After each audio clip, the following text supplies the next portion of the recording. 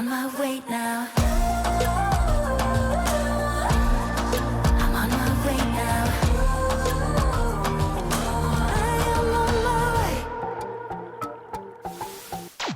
So today's project is we're going to remove this faucet, which is a very nice looking faucet that RiverStone put in, but it's only got about that much gap. So when you're trying to wash your hands, you can't really get in there, and it's leaving water all over the place. So we wanted something that comes out a little farther.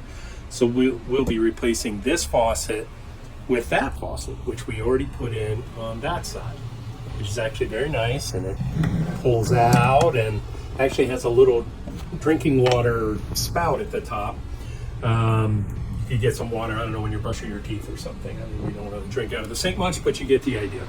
But the water's shut off, so we can't demonstrate it for you at the moment. So first step, shut off the water, right? And then of course we opened this to try to let it drain as much as possible, both hot and cold, because we're going to be touching both hot and cold sides, right? The tools for today's project, we needed a couple of reducers, because the existing faucet uses a 1/2 inch or 5/8, right, side, and then the new faucet has a 3/8 inch thread. So these are compression fittings, right, for plumbing, and they're both female ends. So on the PEX is a female end, so we needed a male 1/2 inch end to go in. And then on the underside of the faucet, which you'll see as we do this project, it has a female 3/8 inch, so we needed a male 3/8 inch, right? So you'll need some thread tape, which I've already put on, a screwdriver, Phillips head in this case, and then I have a small crescent wrench, and this is actually come in handy rather than using 2 crescent wrenches trying to go like this, because it's kind of tight under there, and then the wood, the way it is here, in some RVs you can just pop a couple of screws, take that wood panel off, and have much better access to the pipes. Here it's all, there's no screws to take it apart. There's screws, but it won't come out. So we've got enough room to get to the PEX and the fittings, but using this right here to clamp on and hold it up just a little bit and make it easier to work with, we found that to be much easier. And if you're lazy like me, you get a power little screwdriver, and I have this long extension to reach up past the pipes, which I use with my Milwaukee Impact, but it will allow me to get right up next to the side of the sink where the screws that hold the lock nut on to tighten it on. So it makes it much easier, right? So you can get away with just this, but if you got that, you're lazy like me. And one of the best little inventions in the world, this little LED flashlight that has a magnet on it, and the head tilts, right? And so under here, I can just stick it right to the metal rail of the drawer and then point the light where I need it, okay? So we're going to be undoing these 2 compression fittings to disconnect the faucet from the PEX. And then we will loosen the 2 screws that are holding the lock nut underneath, unscrew that, and we'll pull that out. So that's first things first. What you are going to want to have on hand is a towel that you can kind of stick down underneath there, because even though we've turned the water off, there is still some residual water in the line. So you're going to get a little like seepage. It's not going to be a lot, it's not going to spray out, but as long as you've turned the water off completely and you have opened the faucet, right, or whatever fitting you're working with to drain the water, you should be fine. It'll just still be a little bit. So I'm going to reach past my beautiful assistant, who's stepping on this just little hand towel we have that we can use as I'm doing this. So first things first, just to get my vice grip, I'll reach over here and grab a hold of that, loosen it just a little. Now you can see it's going to hold up the PEX is underneath, and it's got room to play because it's L-shaped and goes to the middle under the sink. But that's just going to kind of hold it up while I kind of break loose and then do the rest by hand. Yeah. So you can see I just have that on. I have the 2 faucet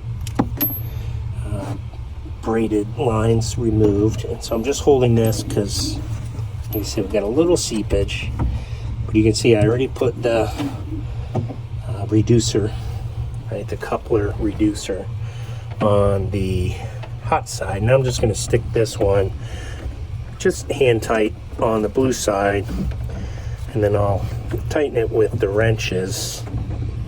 But all that's doing for me is it's making this a little taller, and so water is not going to continue seeping out of there because it's not under any pressure. But with just that little bit there, it was still sort of just oozing out, if you will, and that'll keep me just from having more water drip down. But you can see there's no water even dripping out of these lines over here because we emptied it first. So now I'm going to take the camera and show up there. Let me give you a little light. So now if I get the right angle, you can see that there's a couple of little screws. We just need to loosen those, and then that locking nut is what I'm going to call it. It's a flange or something, but then it will unscrew all the way down and we can remove the faucet. So you screw that on tight to hold it, and then the two little screws just help lock it in place and keep it from coming loose.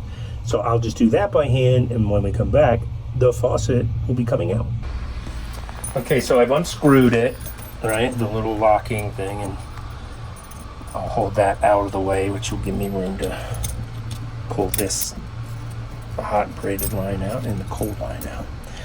So basically, got these three pieces. Here's the faucet. Now, the hole's probably not going to be big enough for them to come out at the same time. You'll have to pull one and then pull the other. But all this was on was just in this order. This little rubber gasket, and then this metal flange, and then this, okay? And this just, here, actually, I'll just put them back on because we're going to have to store it that way anyway, right? So, that, like I said, you got to kind of do one at a time. They won't fit through at the same time. But they'll go like this, right? And all this is underneath the countertop, right? So these will go up there, and then this screws on, if I can do it left-handed. I'm not very ambidextrous, right? And it'll screw all the way on until it, you know, butts up against with the countertop height there. And then these two little screws, you screw them down with a screwdriver to make it tight, kind of help lock it in place, okay? Be careful when you're loosening these from underneath. So when it's sitting like this and you're loosening them so that you can unscrew it, that you don't unscrew them so far that they fall out, or else they're going to fall down into the abyss that is the underside of a RV cabinet. And these, a lot of times, are not magnetic, right? They're not stainless steel or something like that. It's some other kind of, you know, non-magnetized metal. I'm not a scientist that way, so like trying to get, you know, an extended magnet down there to get the one you drop, it's not going to work. It's not going to pick it up, right? So if it falls down there, you're either going to have to stick your head down there and try and get an arm, which I did on the other side, so I speak from experience, or you just say, bye, I'll listen to you rattle around down there for the rest of the time we own this RV. But that's it. So when we put in the new one, we're going to essentially do the same thing.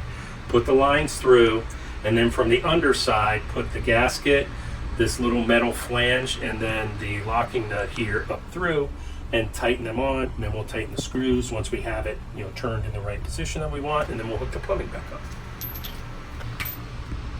So this is how this one came packaged. Now it has this extra hose, which is for the pull-out faucet, and it'll get a weight that goes on it later. You'll see it'll loop back and connect to there.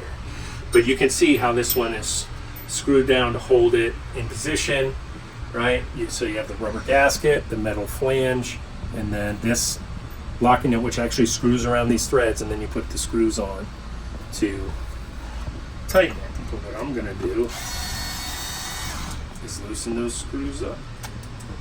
If I can do it. Again, don't take them out too far because you don't want them to fall out. Because what will happen is, as you're sitting there, hand underneath trying to spin it, you're going to hit these, and if you unscrew them at all, they'll fall right out. Right? So now we're going to need to. And you'll notice that this one is a little different than the others. It has a cut in it instead of having those little bulges where you can put the hoses to be able to get it out. The flange is the same way. right? So you just kind of get it past the hoses one at a time, get it out. The rubber, however, is still a complete circle, but because it's, you know, silicone, it stretches, so no big deal. So let's hold that.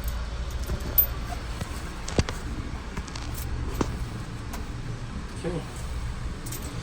Now the other one has one of these as well, but notice there's a little rubber O-ring there. Make sure that's in place, that you didn't, you know, knock it loose or it's bulging out to where it's going to get folded over or crushed, because that's going to be your water sealant on the top, right? To keep water from coming past the edges and going down into the hole. That little gasket O-ring, if you will do that for you.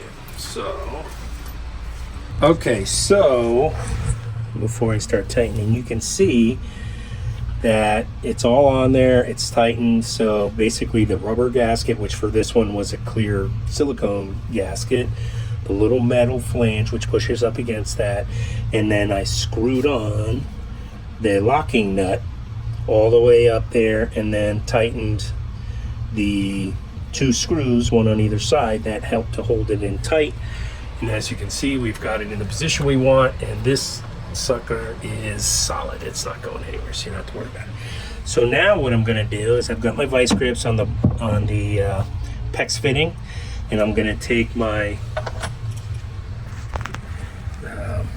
my small crescent wrench, and I'm just going to tighten this fitting in there until it's good and tight to where it's going to be watertight. And I'm going to do that on both sides, and then I'm going to come back and put this from the faucet, the braided hose, into the reducer and make sure that it's tightened down so that it's watertight. I mean, we're not cranking these things down like it's hydraulic lines on the space shuttle or something, but we want them to be tight. We don't need any water leakage.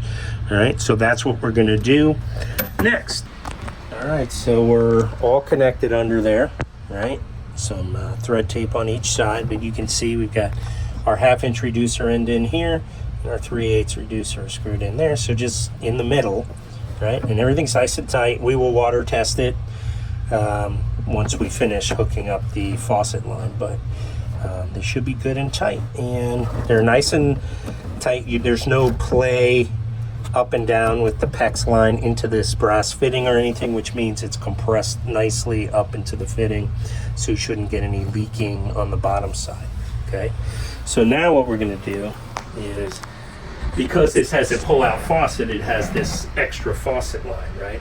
And just like a pull-out faucet, say, you might have seen in your kitchen more than in a bathroom, it's got a little weight on the line to help pull it back in and keep it in and keep the line out of the way. So they've actually marked on here right where they want us to put this. This has a screw in each side so you can take it apart, because obviously you wouldn't be able to fit it through the hole in the countertop if it was a solid piece. And you can see a little nipple on this side goes in the hole here, on this side, right? And then get a screw. We've switched back to this shorter Phillips head attacher because it actually has a little thicker head on it, right? The one on the extra long one's a little skinnier, and we don't want to strip any screws out, right? So just line that up, get it in. There you go. So now that's in, and then all we have to do is, there's that other little fitting here. I'll take this and show you up under there. Well, let me get the light for you so you can see. That little gray one on the back side with the little blue push button, we're just going to stick the metal end of this into there. Okay, so you can see that the other end of that faucet line, it just pushed and snapped right into that, and then of course you can push the little blue button to pull it out if you needed to. But all I've done is taken the end with the weight and put it back here, behind here. And so what we can see now is, as I pull the faucet, it pulls up the weight, but then the weight helps to pull the faucet back into its spot. Okay, so now we're gonna get on the phone with each other, me and my beautiful assistant, and she's gonna go outside and turn the water on while I watch underneath here and make sure it doesn't go spraying everywhere. And if it does, I yell on the phone, "Shut it off!" And then she'll shut it off, and we'll figure out where it's leaking. Okay, so Cheryl went out and turned it on. Let me hold the camera this in so I don't block the light. As you can see, there's no leaks. I've taken my gloves off so that I can feel if there's any water, but I don't see any or feel any water out of the top or here at this joint or down under here.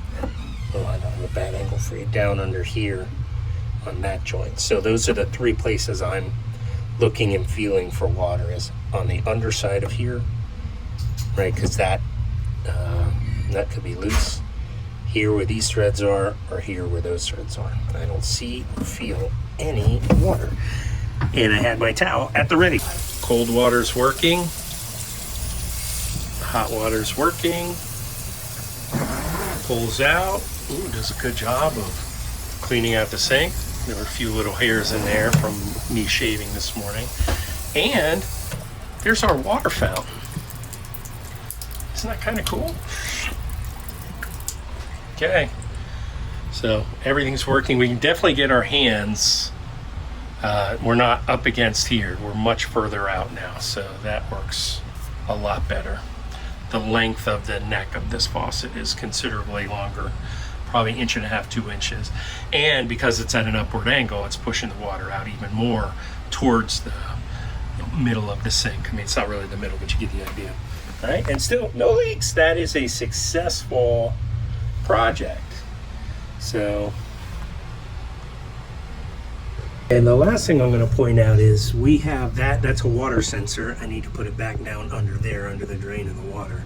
We use Xsense, a lot of people use Govee or whatever, but either way, get a water sensor, put it under all your points of water. So your bathroom sinks, your kitchen sink, if you've got an access panel under the shower pan, put it under there where your HEPA valve is. And down in your basement, behind your water center or whatever, so that if you spring a leak somewhere where you're not going to see it, because you're not going to see water there until it's coming out from underneath the cabinet here or in the bedroom behind. So we had that down there last night when we were doing this one, and we did spring a little leak and it immediately started screaming at us. So they work, and they're inexpensive, and you should go for them.